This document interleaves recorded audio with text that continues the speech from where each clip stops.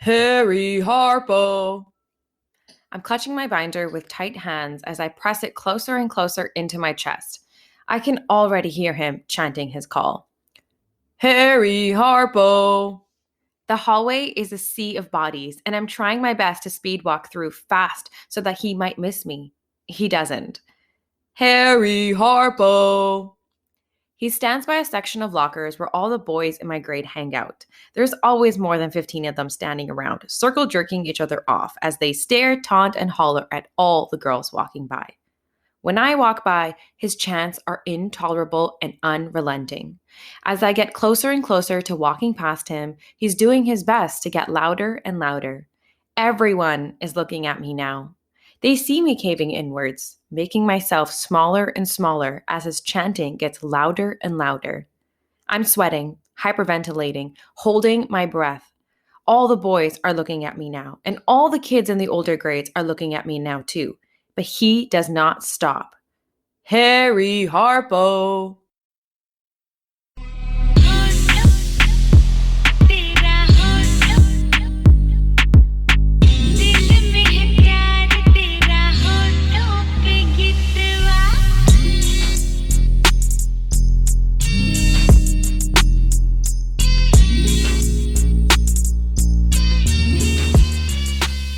Hi, friends. It's your girl Harpo. Welcome to episode 10 of Brown Girl Guilt, titled Harry Harpo. Normally, I record episodes weeks in advance, but full transparency, I wrote this episode out and recorded it only 2 days before the release. I've been procrastinating and putting off this episode because it's probably the hardest episode I've done thus far. I was bullied for years because of my body hair, and it's where a lot of my insecurities stem from. But I've committed to showing up as myself in my full authenticity and having even the hardest of conversations that I just do not want to have.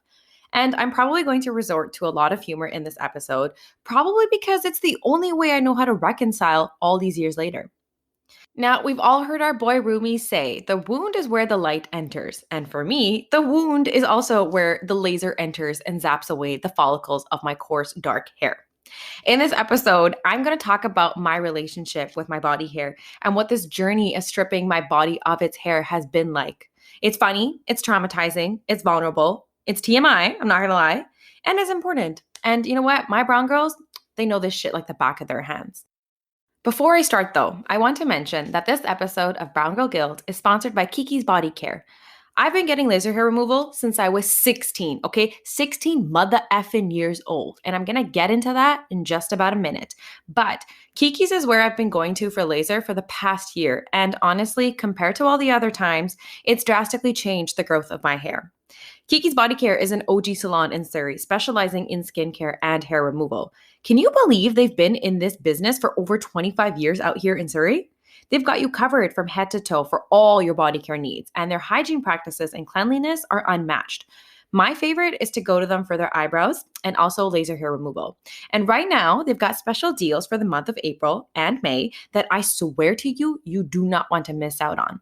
But also, if you hit up Kiki's and say, yeah, girl Harpo sent you, you're going to get an extra 10% off on your laser treatment. You're welcome, cutie girls. So check them out on Instagram at Kiki's Body Care or online at kikisbodycare.com. And yes, my mommy does work there. So if you see her, make sure you tell her how cool I am. Now, back to Harry Harpo.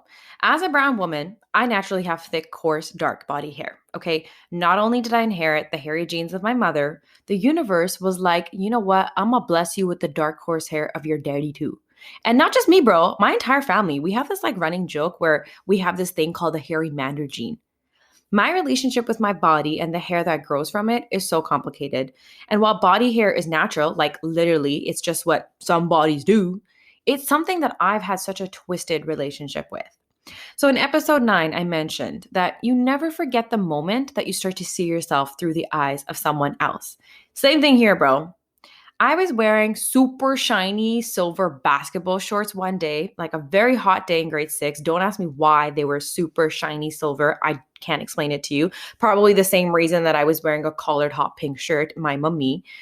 But it was a hot day in grade 6. I was wearing these shorts and I was sitting in an assembly. And during the assembly, the guy next to me points to my legs and says, "Yo, you have so much hair on your legs. Girls aren't even supposed to have that much hair."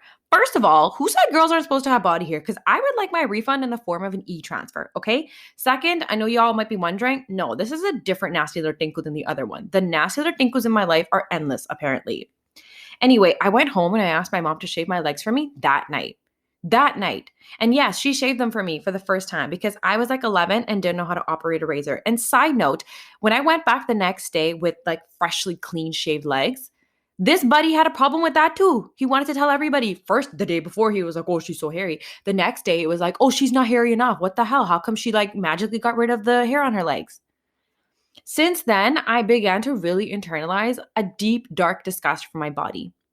What once seemed as natural as the skin on my body and like the air I was breathing quickly became something repulsive, something I just couldn't even stand anymore, something painful. And I just did it now too, as well. The words I would use to describe my hairy body, and even until this day at age 24, are synonymous with the words dirty and unclean. And after I've removed my hair and my skin is hairless, I say I feel cleaner. Why is that? Since when did something as natural and human as growing hair on my arms, my legs, my back, and on my tits become dirty? Two things, okay? Two things. Eurocentric beauty standards and capitalism. Gotta love capitalism. Shit. I was in a class at uni once, and there was this white girl sitting in close proximity to me. And I remember looking over at her as she spoke up in class and noticing that her hair, like her legs were full of hair. And I was a little taken back. She was so bold in showing off her body hair. She wore a whole ass dress and didn't even care that her legs had hair all over them. I felt so envious. And I read a tweet the other day that said, "Y'all call white girls with bushy unibrows high fashion, but literally made brown girls feel like absolute fucking shit for theirs. And I'll never forgive y'all for that." And it's true. My brown body could never show off her body hair like that without being shamed or stigmatized. And my brown body has gone through a series of misfortunate events re body hair. Okay. High school was the peak. Isn't it freaking always? Okay. On my first day of grade 8 PE class, I walked into the change room, right? The locker room, a moderately confident and naive baby girl. When I took off my shirt to change, one of the girls looked right at me, pointing towards me and whispering in her friend's ears. She was looking at my young body in disgust. And that same girl would go on to leave that locker room and tell all the boys what she saw. And one of those boys would go on to taunt me and chant, "Harry Harpo," in the hallways for the next 5 years. And for the next 5 years, I never wore shorts. And even on the hottest of days, I never wore shorts. I would just tell everyone, I'm not a shorts person. And I would stay far, far away from crop tops. I would pretend to be sick for like more than 50% of PE classes for the remainder of high school just so I wouldn't have to change in the locker room. And bro, hair removal is a whole other story, which, bruh, I just needed to take a deep breath before diving into. So you might think, okay, just remove the hair. Okay, if you're that hairy, you hate the body hair so much, just remove it and like get on with your life. Like, what's so difficult about it? Well, first of all, it's painful. Okay, it hurts. And I always refer to any form of hair removal as like barbecuing your body. Okay. Second, it's expensive. One full body laser treatment costs somewhere around like $300. And if you want to see results, you have to be on this like dedicated month to month schedule. And that's only if you go to a good place and it's not ripping you off. Lastly, it's an incredibly vulnerable experience, okay? You're basically lying naked in front of aunties with your freaking private parts out. And some of the aunties are like hella judgy, man. They're rough, they're mean, and they're just like cold. It's like, auntie, man, if I'm lying here with my bare ass out for you to laser, maybe you could just practice like a little bit of compassion, you know? And when it comes to hair removal, bro, I've tried it all, okay? Waxing, threading, shaving, laser treatment, best for last, bleaching. Do you guys remember bleaching? First of all, if you've ever put Jolene facial bleach on your face or on your body, you're entitled to a free vacation, okay, babe? Because that shit was traumatizing. I googled it for the purpose of this episode and experienced like intense flashbacks. Like honestly, like mataron lagiyan for real. And for those of us who don't know what it is, basically bleaching is like It's a hydrogen peroxide formula that lightens dark hair. It's kind of like a mask, like you would like mix it in like a little dish and you would put it on the really hairy parts of your body and it wouldn't remove the hair. It would just match the dark hair to your own skin tone so that it wasn't very visible, hence the term bleaching. And for those of us who weren't allowed to wax or shave, like that used to happen, or you were like just too scared to have like a boiling hot liquid poured over your bodies and then have the hair that clung onto it yanked off, bleach was the wave, bro. And yes, there actually were some of us who weren't allowed to get rid of our mustaches, thread those unibrows, laser our backs because either we were too young or our parents saw it as some sort of scandalous, or like we went to an institution like, I'm not going to say it, like an institution, a school where like they were like, no, doing your eyebrows makes you a bad girl. Anyway, when you read the description of Jolene Cream Bleach, okay, it claims that it's quick acting, safe, pain-free, and non-irritating. First of all, no the fuck it's not, okay? Bleach used to burn. You had to leave it on for like 20-ish minutes, and it used to feel like acid being poured all over your body, or like lal mercha on wounds, right? Or like a series of cuts being made by a blade on your skin. And my mom and I would like shuffle into the bathroom the night before a big event or shindig. And I used to hate it. We would be in there for an hour, the smell of the bleach probably burning our nose hairs. And, poor girl, she'd like blow over the bleached parts to make it prick less, to just so I could feel better. And sometimes it was so unbearable. I would just be like, yo, take it off midway. Like, I don't even care. I'll go to this thing hairy.